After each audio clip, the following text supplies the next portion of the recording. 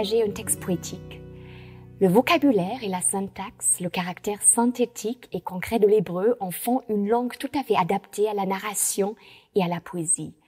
La plupart de l'Ancien Testament est rédigé en hébreu.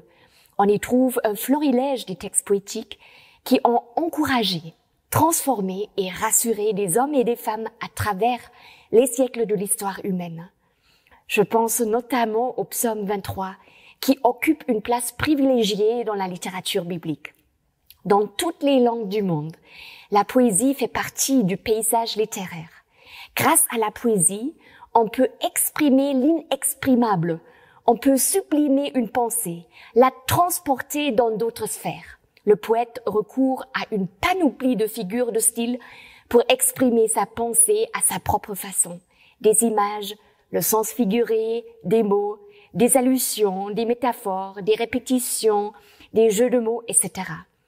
Les règles de la grammaire ne sont pas toujours respectées parce que le poète a la liberté d'écrire à sa façon. Il est clair que l'on lit un poème différemment que l'on lit une lettre des impôts. C'est l'art de la poésie. Le poète est un artiste. En lisant des textes poétiques, il faut garder cela à l'esprit. Quand le psaume 23 déclare que le bon berger, Yahvé, fait coucher celui qui crie dans de verts pâturages et le dirige vers des eaux paisibles, on sait qu'il ne pense pas à de frais pâturages verts et à de frais eaux paisibles. Il faut lire ces déclarations de manière figurée.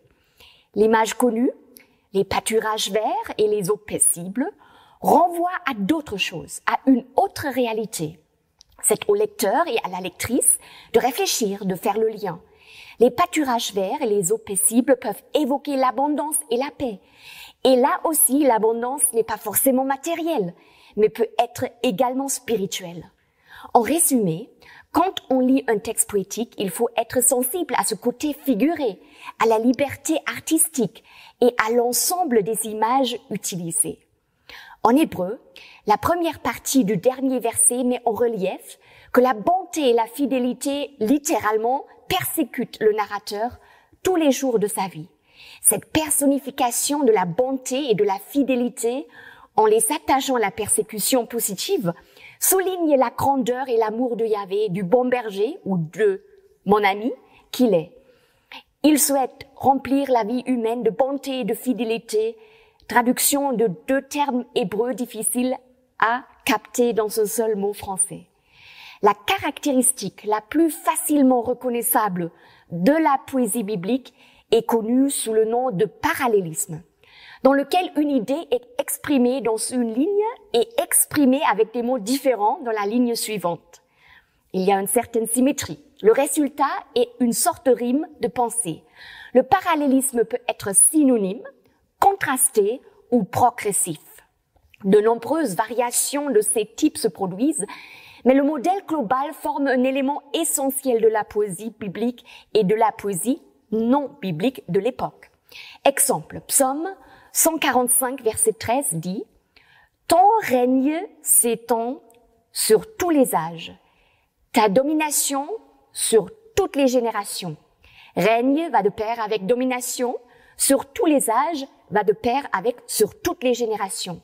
Il s'agit d'un parallélisme synonyme, mais si nous savons que le synonyme absolu n'existe pas, même si nous savons que le synonyme absolu n'existe pas.